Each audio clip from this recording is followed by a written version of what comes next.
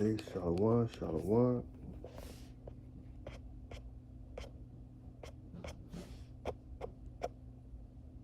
Get right to it. Get this thing. Nobody get stuck in. Here we go. All right.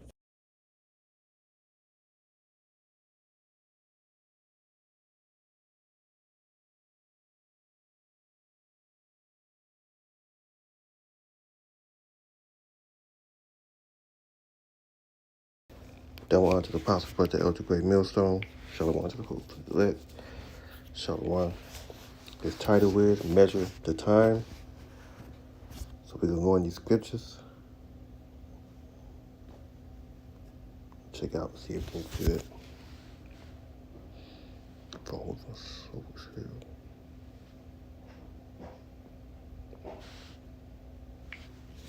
Hold on, give me a minute.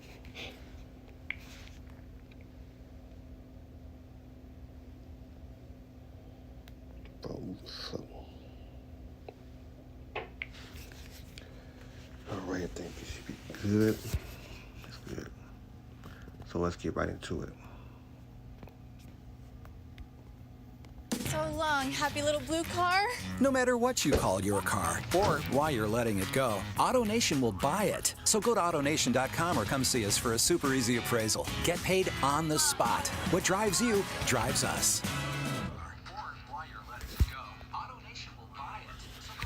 But how long can Putin continue fighting?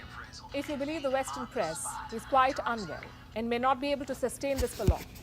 It may sound like old news because these reports keep coming up every few months. Let me show you what triggered the latest round. Look at this video. Штурмовик, да, рабочая лошадка. Готовы даже в Беларуси производить при соответствующей небольшой поддержке Российской Федерации технологически. That's Vladimir Putin with the president of Belarus, Alexander Lukashenko. The foot tapping has triggered wild speculation. Is this a medical condition or Morse code? Is Putin unwell or is he sending a secret message? We don't want to hazard a guess, but we do want to dwell on what this is about. The narrative war. Narratives can be more lethal and effective than missiles. Ukraine's president has proven it. Early in the war, he figured out how much optics mattered. He junked the suits for the olive green attire. He lobbied hard for support. His democratic credentials have been questioned in the past. His government's corruption is well documented, but Zelensky told the world that he's fighting the good fight and he got them to donate money and arms. Billions of it. That is the power of narrative. Joe Biden wants to play this game too. So he took a train to Ukraine in the middle of the war. The visit was unprecedented, even though Biden is not the first American president to visit a war zone. He's the oldest. Also the first to visit a battleground with no American troops. And that comes with its own risks. The visit was as much to show support for Ukraine as to show the world how tough a leader Biden is. He was pushing the tough guy narrative. But Russia's aim was to wipe Ukraine off the map. Putin's war of conquest is failing. Russia's military has lost half its territory it once occupied. Young, talented Russians are fleeing by the tens of thousands, not wanting to come back to Russia. Not just fleeing from the military, fleeing from Russia itself, because they see no future in their country. Russia's economy is now a backwater, isolated and struggling.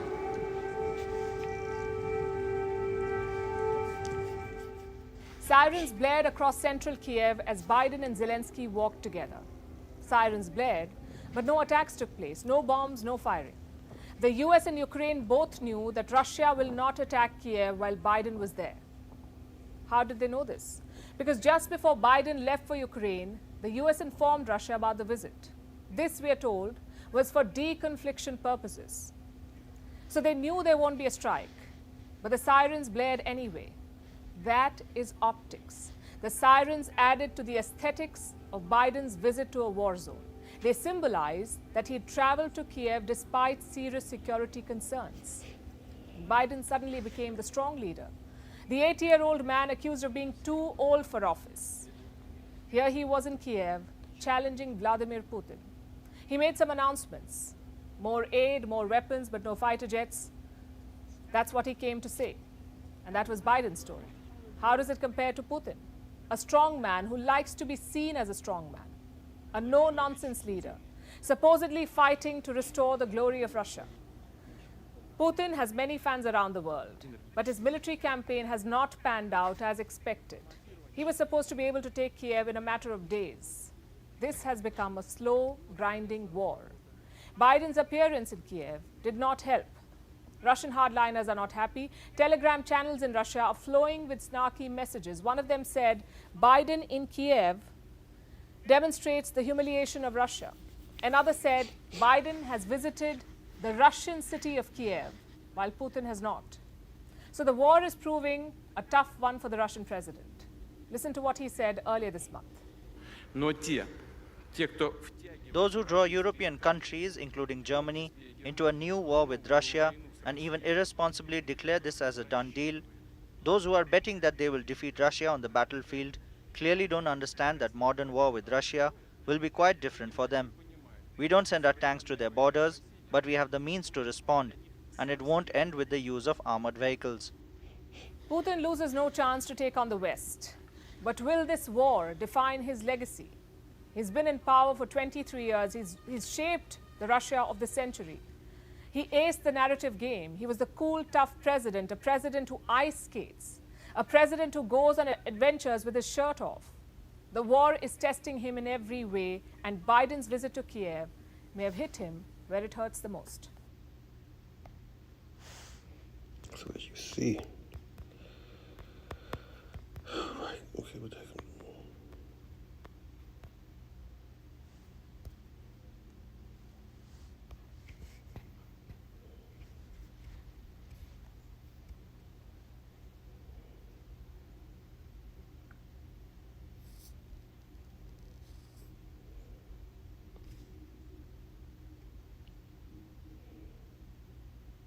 It cannot ignore the fact that Russia cannot be defeated on the battlefield. So they're waging increasingly aggressive information attacks. First of all, targeting the young generations, lying on every step, distorting historical truth, attacking our culture, the Russian Orthodox Church, and other traditional religious institutions in our country. Now look at what they're doing with their own peoples. They're destroying the institution of family, their cultural and historical identity, and various perversions with regard to children up to pedophilia are accepted as the new norm, and priests are forced to recognize and officiate same-sex weddings. People can live however they want, and we in Russia have never intruded into people's private life, and we're not going to do that. But what we want to say is maybe they should take a look in the scripture, into the holy book of any great religion. It says that the family is a union between woman and man. And these holy texts are now being increasingly doubted in the West. The Anglican Church is now considering the idea of a gender-neutral God. What can we say? God forgive them. They don't know what they're doing. All right, let's get right into it. So you see, let's go to 2 Ezra chapter 9, verse 1. He answered me and said, measure the time diligently in itself when thou see pass of the sign pass, which I told you before, that should thy understand that at the very same time within the highest will begin to visit the world which he made, right, which he made. Verse 3, therefore, when there shall be shall be seen earthquakes upwards of the peoples in the world, for they shall well understand that the Most High spoken of those things from the day that was before thee, even from the beginning. Right, even from the beginning. Verse 5, for like all that is made in the world had a beginning, and the end is manifest. Right, the end is manifest. Okay, what else we got here? Okay, let's go back to go to 6. Even so, the time also of the highest had planned the beginning, and wonders and powerful works are endured, and affection and sign. Verse 7, and everyone that should be saved should be able to escape by his work and by faith whereby you have believed. Right, you have believed. Verse 8, she preserved from the same peril and shall see my salvation in my land and within my borders, for I have sanctified thee for me from the beginning.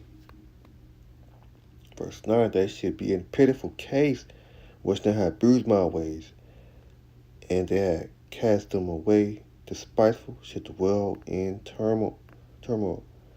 For sure all that in their life receive benefit have not known me, and they had loosed my law, for they had yet liberty, and when yet place of repentance was opened unto them, understood not, but despised it. Right, understood not, but despised it. So 2 Ezra chapter 9 verse 4, they said the same. No, they shall well understand that the Most High spoken of those things from the day that was before thee, even from the beginning. Verse 5, for all that is made in the world had a beginning and the end is manifest. Right, the end is manifest. All right, let me see what else I get. Go back to that.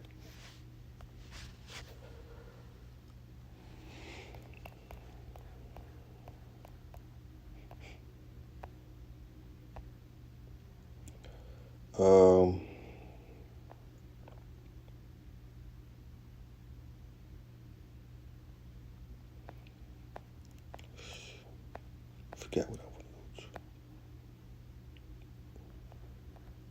My head ain't cooking. Okay, let's go to Isaiah chapter 34. Isaiah 34 verse 1, it said, come near you nations to hear, and hearken you peoples, let the earth hear, and all things that, all that is therein, the world, and all things that come forth of it. For the indignation of the Lord is upon all nations, his fury upon all their army. He had only destroyed them. No, he had only destroyed them. He had delivered them to the slaughter. Right. For the slain also should. Nope. Let me read that then. Verse 3: the slain also should be cast out, and his stink should come up out of their carcass, and the mountains shall be melted with the blood. And all the hosts of heaven shall be dissolved, and the heaven shall be rolled together as a scroll, and all the hosts shall fall down as a leaf falling off the fig, and as the fallen fig from the fig tree.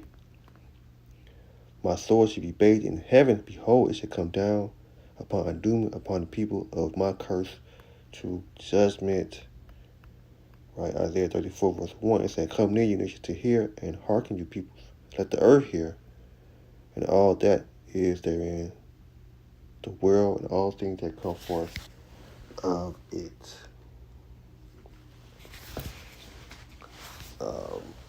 Isaiah 47 verse 1.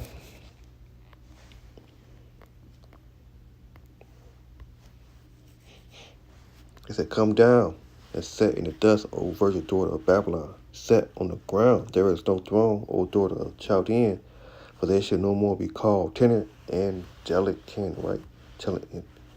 Take the millstone and grind meal, uncover thy lots, bake bare thy legs, uncover thy thighs, pass over the rivers. Thy naked should be uncovered, thy shame should be seen. I will take vengeance, and I will not meet thee as a man. Read it again, Isaiah 47, verse 1. Come down and set in the dust, O virgin daughter of Babylon. Set on the ground, there is no throne, O daughter of the Chaldean, for they shall no more be called tenant and delicate. Jeremiah 51.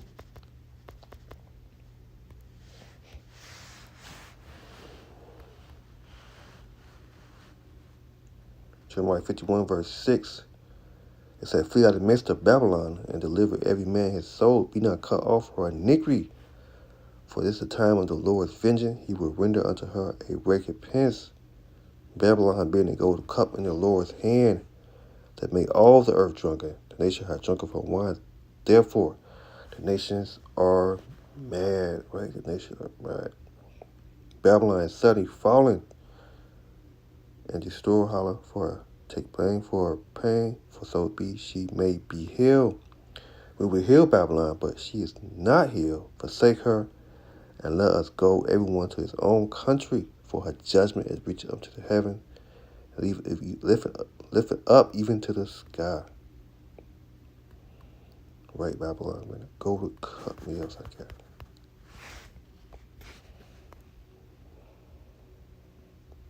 Jeremiah 7, verse 1. Jeremiah 7, verse 1. Moreover, the word of the Lord came to me. Say, also thou son of man, thou said the Lord, power unto the land of Israel, and the end is coming upon the four corners of the land. Now the end is coming upon thee, and I will send my anger upon thee, and I will judge thee according to thy ways, I will judge according to thy ways, and I will recompense upon thee all thy abomination. My eyes shall not spare thee, neither I will have pity, but I will recompense thy ways upon thee, and thy abomination shall be in the midst of thee. You shall know that I am the Lord. Thou said the Lord, power and evil, and only evil, behold, is coming, the end is coming. End is coming. Watch for thee, behold, it is coming. Jeremiah 7, verse 14. They had blown the trumpet even to make all ready, but none go to the battle. For my wrath is upon all the multitudes thereof. Right, all the multitudes. So we had blown the trumpet. We had again Jeremiah 7, verse 14. They had blown the trumpet even to make all ready, but none go to the battle. For my wrath is upon all the multitudes thereof.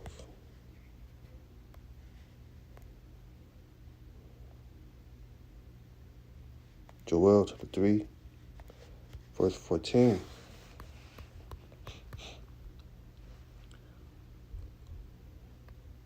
Joel chapter 3, verse 11.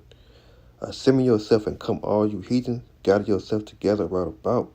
They call the mighty one to come down, O Lord. Let the heathens be weak, and to come up to the valley of Jehoshaphat. For there will I set to judge all the heathens round about. Put your sticks, for the harvest is rip. Am I saying it right? Rip, yeah. Come get you down, for the press is full, the fat is overflowed, for the wicked is great. Multitude in the valley of decision, for the day of the Lord is near, in the valley of decision. Verse 15, the sun and the moon shall be darkness, and the stars shall withdraw thy shine. What else? Yeah. Zephaniah 1, verse 14. It say, the great day of the Lord is near. It's near, haste greater, even the voice of the day of the Lord. The mighty man shall cry bitter, right? The mighty man shall cry bitter. The day of the Lord is a day of wrath, a day of trouble and distress, a day of wasted and desolate, a day of darkness and gloomy, a day of cloud and thick darkness, a day of trouble, alarm against the fair city, against the high tower, and I will bring stress upon man. They shall walk like blind men, because they have sinned against the Lord, and their blood shall be poured out as the dust, and their flesh as the dove.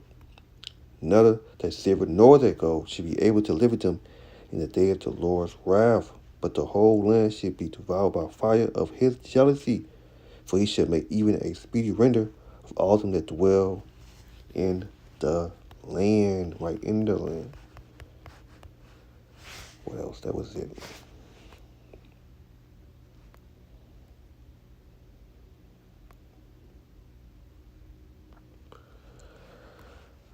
Right, Ephesians chapter 5, verse, I always get this.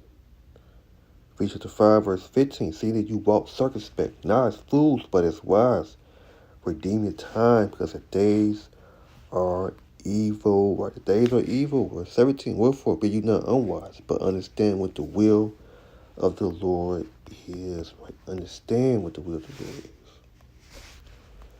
Get a couple more scriptures, then it should be it. I think I got all what I want. 1 Peter 4, verse 7.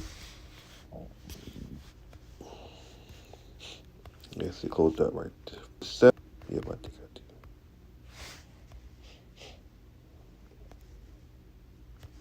First Peter 4, verse 6. It say, keep messing up. 1 Peter 4, verse 6. For this cause was the gospel preached also to them. They are dead, so they may be judged according to the man in the flesh, but to live according to the Most High in the Spirit. But the end of all things is at hand. Be you therefore sober and watch unto prayer. Right? Watch unto prayer. Read that again. 1 Peter 4, verse 7. But the end of all things is at hand. Be you that sober and watch unto prayer. Right? Watch unto prayer. So that should be it. So we're going to give our praise, honor, and glory to Yahweh by Shem Shai. Double honor to the Apostle Brother Elder Great Millstone.